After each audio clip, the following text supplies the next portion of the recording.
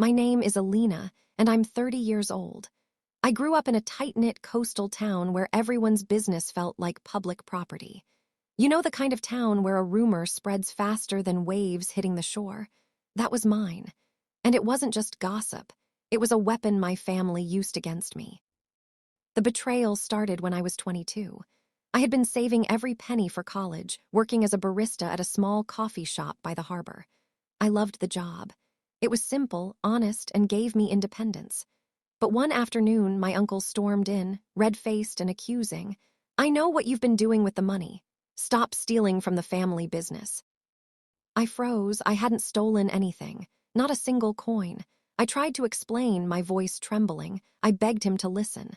But my parents didn't defend me. Instead, they nodded, subtly reinforcing his words. Soon, the town's whispers began. "Alina isn't trustworthy. You can't hire her." Doors closed quietly, one by one. Job applications returned with polite rejections. Apartment rentals suddenly weren't available. Even volunteering at local charities became impossible. For 3 years, I existed under the weight of lies, questioning myself constantly. Was I really flawed?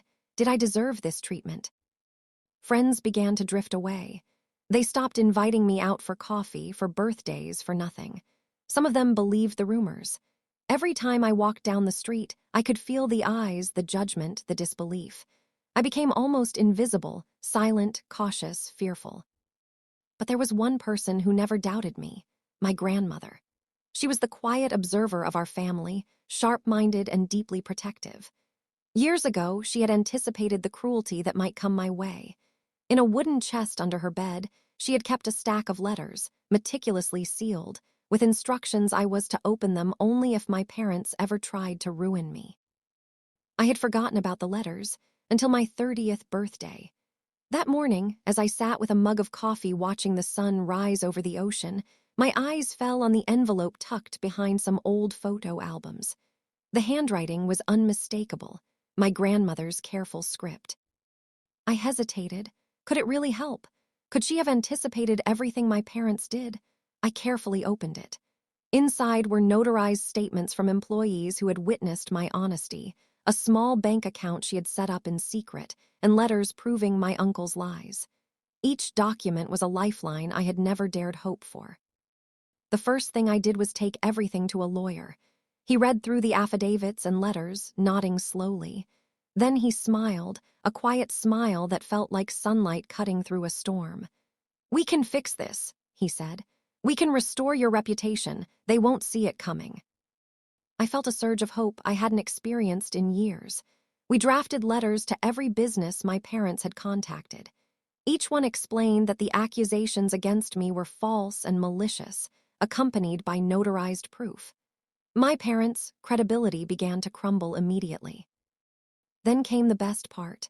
I applied to a company I had dreamed of joining for years, a place that had previously rejected me without explanation. I handed over the documents. They reviewed them carefully, and instead of a polite rejection, I was offered a promotion, a leadership role I hadn't thought possible. My parents' lies had not just failed, they had backfired spectacularly. For the first time in my life, I felt powerful, not because I had money or influence, but because truth was on my side. And justice, finally, had arrived. I walked through the streets of the town that once whispered my disgrace. I saw old shopkeepers, neighbors who had once avoided my eyes. Now they looked at me differently, not with suspicion, but with curiosity, even admiration. I realized something important that day. Justice doesn't always arrive on time, but when it does, it's undeniable. The letters from my grandmother didn't just protect me, they transformed my life. They showed me that patience and preparation are stronger than fear, stronger than lies, and stronger than cruelty. My parents never understood the lesson my grandmother had silently planned. I had endured, but I had also survived, and finally I had thrived. Looking back, I can see the difference between fear and respect, control and freedom. My grandmother taught me that real protection comes quietly, often long before it's needed. She taught me that no one has the right to dictate your worth, and that when truth is documented and trusted, it can topple mountains of lies. Now I live freely. I go to work without anxiety.